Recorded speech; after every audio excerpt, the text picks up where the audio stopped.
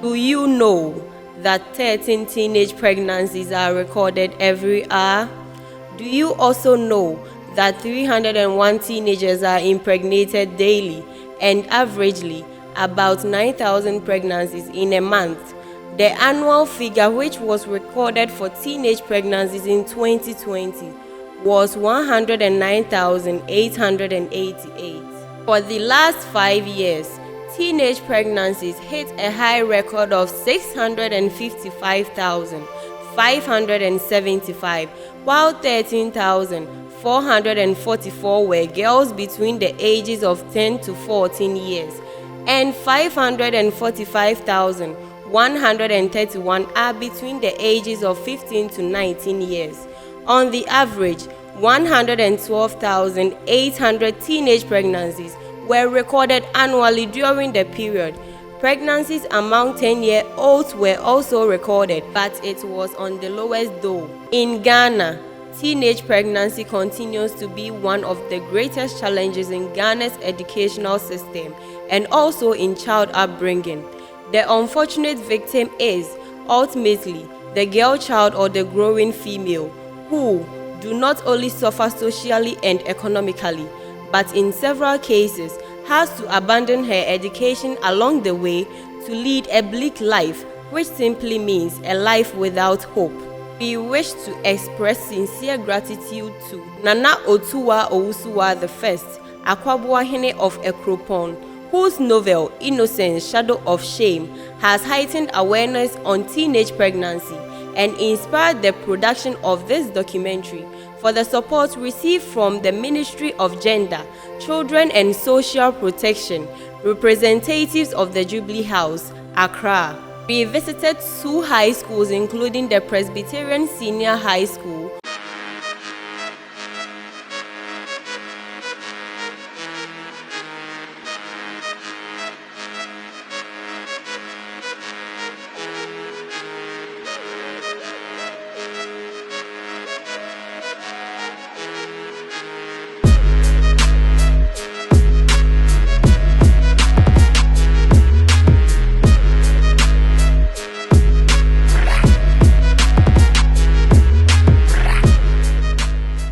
donated copies of the novel Shadow of Shame to the students. The novel is very educative on teenage pregnancy.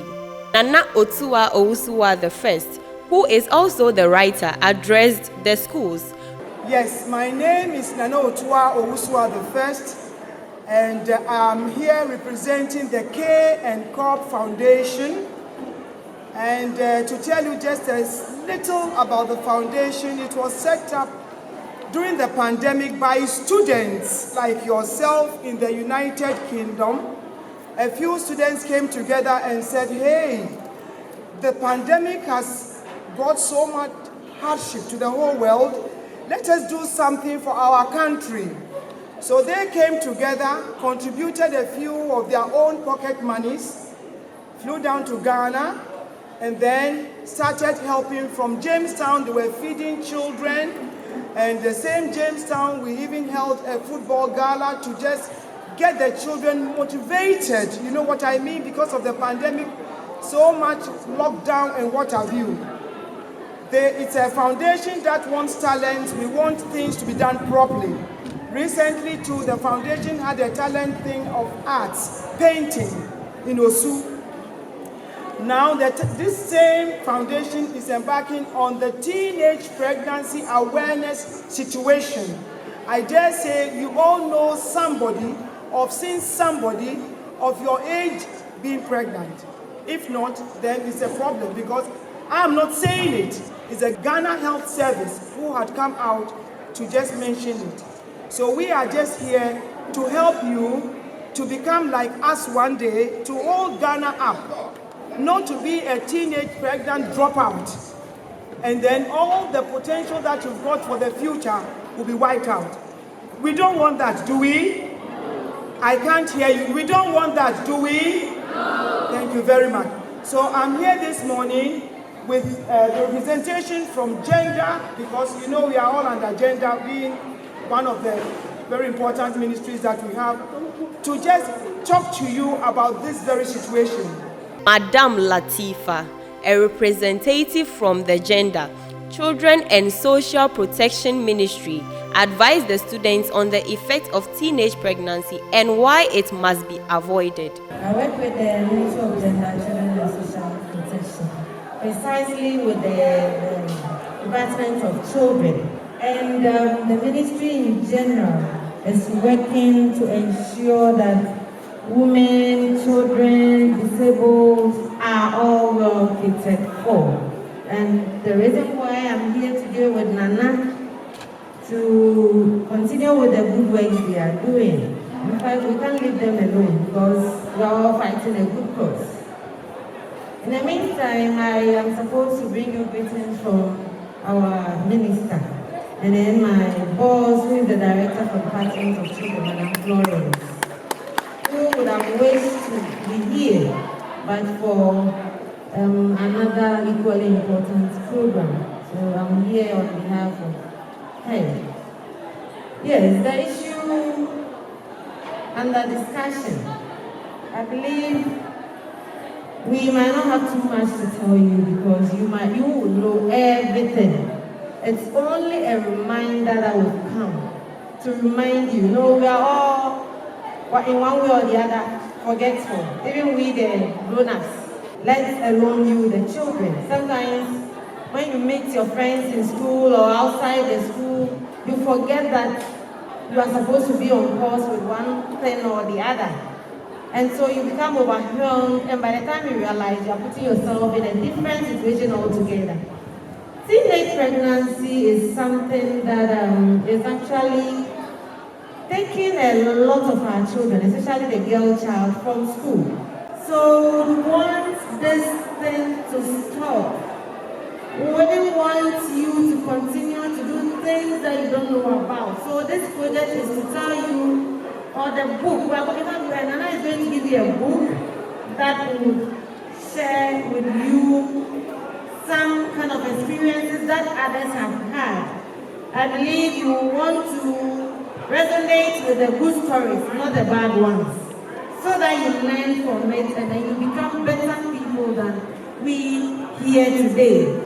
Mr. Isaac Kumasina, from the Office of the President, interacted with the students to elicit their knowledge about teenage pregnancy. All right, I am going to break the protocol. I want to hear from you what you know about teenage pregnancy. My name is Susan. Teenage pregnancy is whereby a young girl in their teens from 13 to 19 engages in premarital sex and is pregnant. My name is Abigail Yemilai, and I had this friend who got pregnant. Yeah, she told us, we are girlfriend, and she told us. So she told us we advised her not to terminate the child because she's too young. But then she didn't listen to us. She refused it. She terminated it. Yeah. And then she didn't advise herself with that. She still got pregnant again. And she terminated it again. So that's what she does. A friend of mine found herself in a situation like that, and she wanted to drop out of school. So I encouraged her not to. You realize that from all the contributions you made, it is either whoever got themselves pregnant had to drop out of school. They were unable to continue their education. They have to resort into learning trade, for which they have not prepared for that. My only advice to you, do you want to find yourself as dropout of school because of teenage pregnancy? I didn't hear you. Good. So if you're not ready for that, I think these books we're going to distribute to you would help you to adapt to the knowledge you have. And also you are going to be ambassadors in your own community, in your schools, to your friends, to your peers, to let them know the consequences of teenage pregnancy. Mr. Fred Agbobli also gave statistics about the number of teenage pregnancies recorded in the year 2020. Good morning, school authorities, distinguished ladies and gentlemen, and hi to all of you there.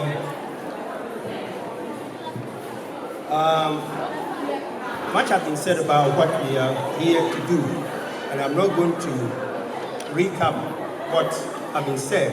So quickly, I would like to give you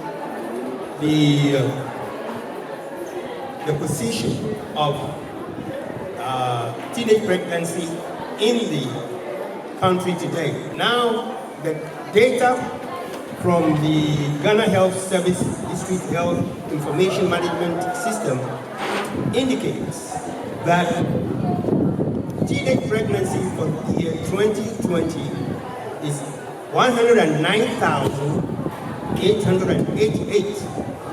It means that this number got pregnant in the year 2020, teenage pregnancy. And it's so frightening. This number is frightening. That's for 2020. We are now in 2021, and we don't know what will happen. So it is very important for us to quickly intervene and ensure that this thing is beaten down. And I believe that as future leaders, you want to be, in the future, you want to be like Madame Latifa or Madame Sophia Ampadu, your assistant head. I don't believe that you want to choose between the restaurant and the garbage or the rubbish dump. I believe you want to eat in the restaurant and not on the rubbish dump. So if you live your life the way you think you want to live it, you have to make a choice between these two. So, and out of this number, the 109,888, Greater Accra, out of this number, we have 9,249. Ashanti region leads the pack by 17,802 teenage pregnant girls. And I want to tell you, especially this message is going to you, the girls, the young girls. You see, you are in the center of all this. Because if you don't open up, the boys don't come in. And already, women stand the double jeopardy of being marginalized and discriminated in society. So, if you want to go beyond that level, it is your own matter. Walla or walla. Hold yourself up. Abstain from sex. It's just a transient feeling, skin deep. But if you don't take care, it will take you to a place you don't want to be.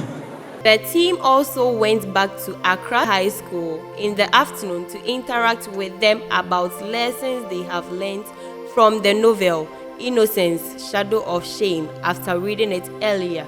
You'll be part of it. So without talking too much, I will say thank you again once for having us to your school. We thank your headmistress, we thank your assistant headmaster and everybody, and your good self. And we are now ready to listen to you. Thank you very much. What have you read so far?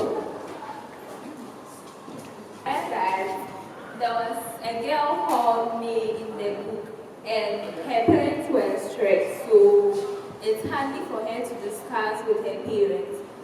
So in school, in her third year, she met a guy called Pete, and he approached her.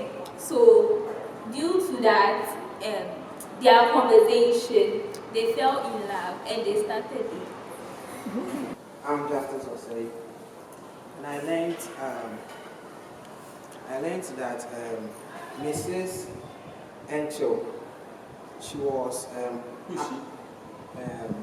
May's mother. She was a bit arrogant because when May was in school, she told her mother that she wanted to go to her grandmother's place, but Mrs. Encho refused because she's not in good terms with Fifi's mother. So I think if if Mrs. Encho allowed May to go to her grandmother's place, that would be better. Maybe May will not get pregnant. In your opinion, are we to blame the parents for that predicament? Yes, the parents are supposed to be blamed for that. How? Because the discipline they give to their children, May and Fifi, wasn't that enough. They weren't allowed to associate with people, not allowed to go outside and all those things. And because of that, they were not able to stand in front of people like he would have done when he was supposed to be with their grandmother. May's predicament falls on her own shoulders. Yes. Who is saying no? You said no, so come and answer me. Clap for them. Okay, so Your name, please, so we can hear your name and then you start answering the question. my name is Owusuaa, and I say no because May's mother was very strict.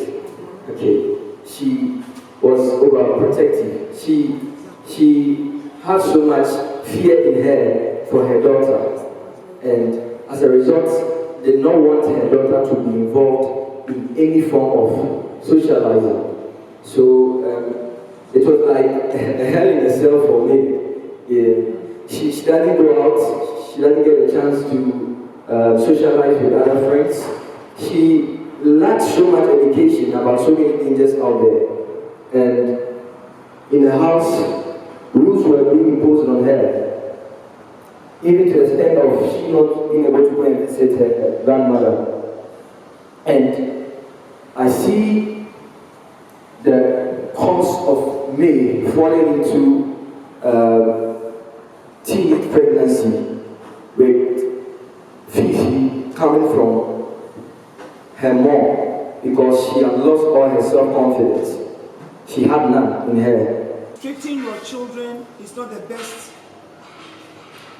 Yes, in some way, because there is sometimes the restriction becomes too much, and that is also have another influence and implication on the teenager, which doesn't help.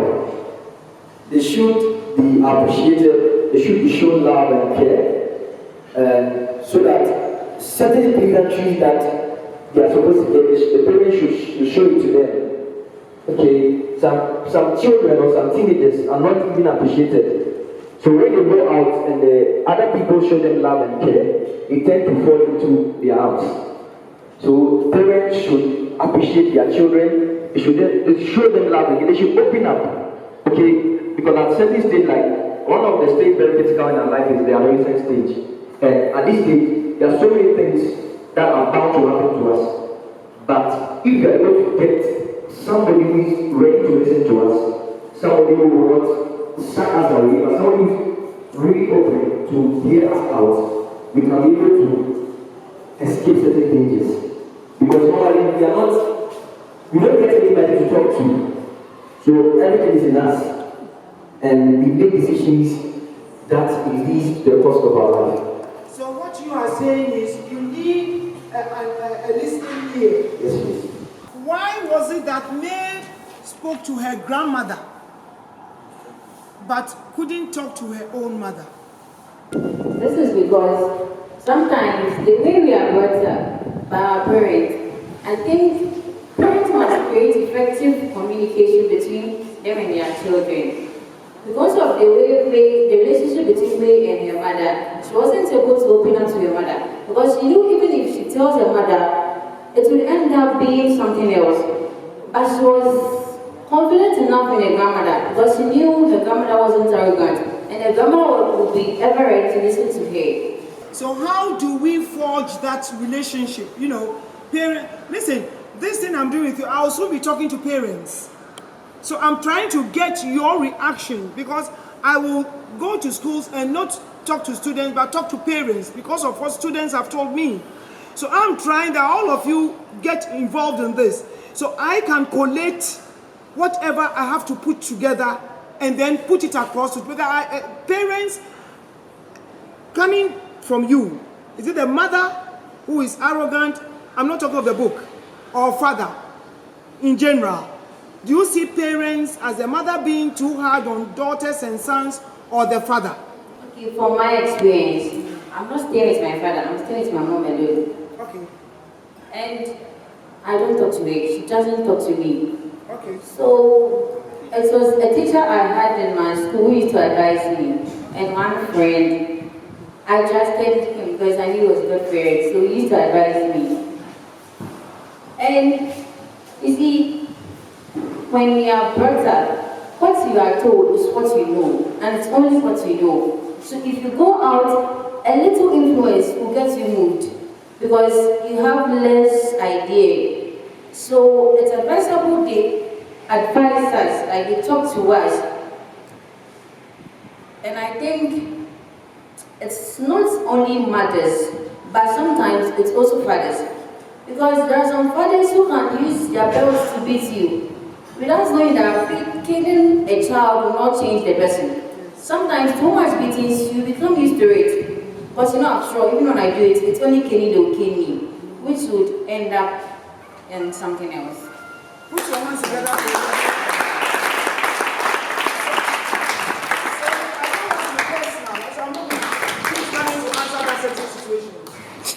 Okay, so in the case of me, her mom was never opened.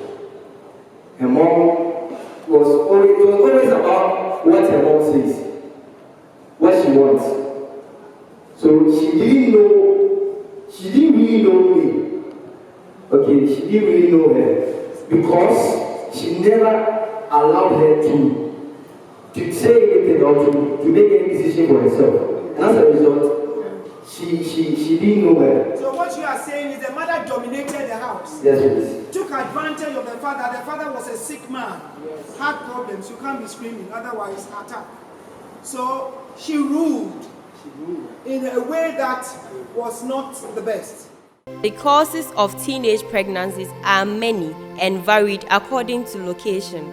Poverty, especially in rural areas, strong desire for material things, especially watches and dresses, high level of ignorance about sex and aftermath, don't care about what happens next, irresponsible adult or parental behavior, sexual violence and early marriages. The impact is notable and is felt in several ways.